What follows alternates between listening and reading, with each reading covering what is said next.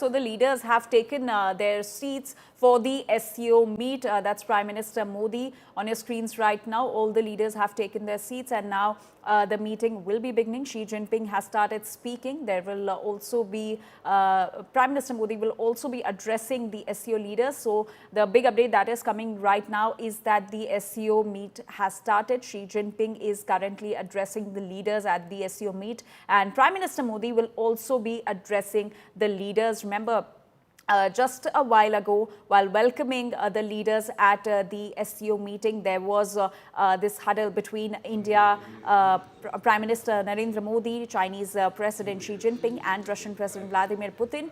And they had a quick chat. And even after the photo op, there was this quick chat between the three leaders. And now the meeting has begun. Chinese President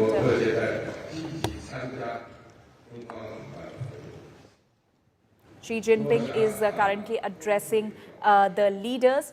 Gaurav, my colleague, continues to stay with us. Gaurav, is SCO emerging as the diplomatic face of the global south?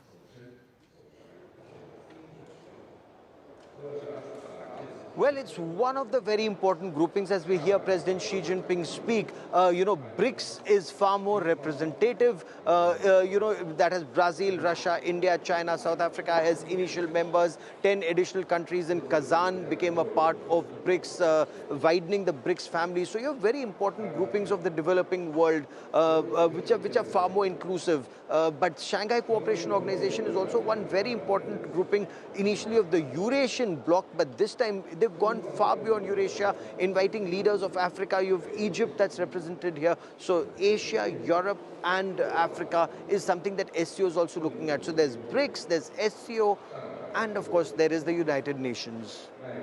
Right. And also, Gaurav, what is the key agenda of this SCO meeting today?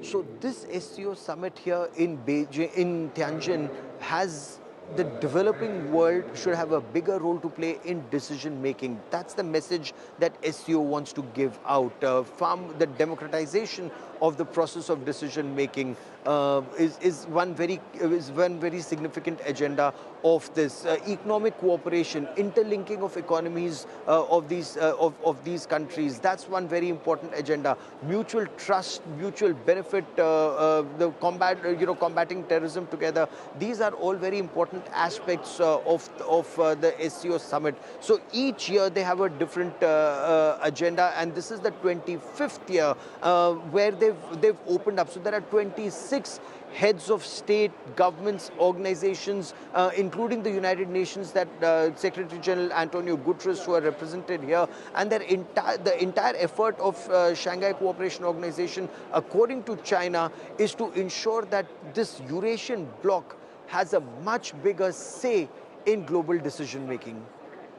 Gaurav, there have been talks about RIC as well, Russia, India and China. So is there a possibility for that as well?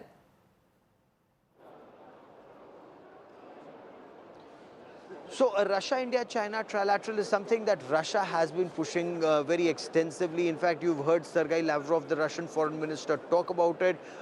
You've had China that's also indicated that if the leaders of two of the world's most populous countries, developing countries, and a military superpower like Russia, if they come together, they will be a very formidable voice that the world will be forced to listen to. However, India, being one of the most powerful democracies in the world, wants to ensure that it remains multi-aligned and is not a part of any bloc per se. So, for example, if India is part of SCO, it's also a part of Quad, it's part of BRICS, it's part of the United Nations. So, India believes in remaining multi-aligned for the benefit of Indian people, and in whatever way possible, being the voice, or perhaps at times being the only voice that's acceptable to all. For example, Russia and Ukraine, which other world leader can go to both Russia and Ukraine, be respected and be trusted by both except India? India and India's Prime Minister Narendra Modi. Similarly, between Iran and Israel, two countries virtually at war, India is the only country that's respected both and trusted both in Israel and in Iran. And, should there be a requirement, play a role in talking to both sides with no personal vested interests. Every other country may have vested interests. India does not have those vested interests except the civilizational philosophy of peace and Vasudhaiv Kutumbakam. So that's the point India has repeatedly made. There could be two countries that are at war,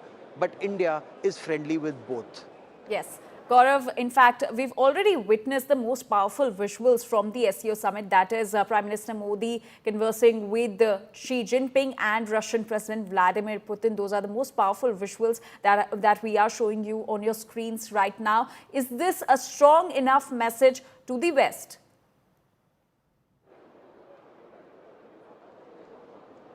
The West certainly would be very apprehensive about their apprehension that India is being pulled closer or sucked into the China-Russia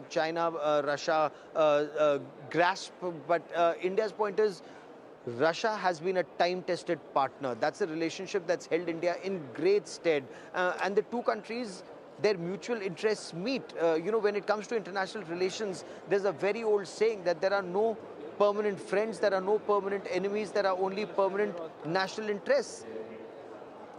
And now we are looking at, I think the Chinese president, his speech is now coming here, being broadcast here at the media center. But if I may, so when you talk about permanent national interests, India's national interests are met with being close to Russia, and Russia's national interests are being met being close to India. The fact that Russia continues to buy Russian oil is a source of strength, even for a country like Russia, even though China buys much more, as do other countries across the world. But India is the most powerful democracy that continues to do so. That strengthens this partnership. The weapons and the systems that Russia has provided to India, the kind of support India has got from Russia, all of it shows it's a time-tested partnership. With China, there are some steps that are being taken.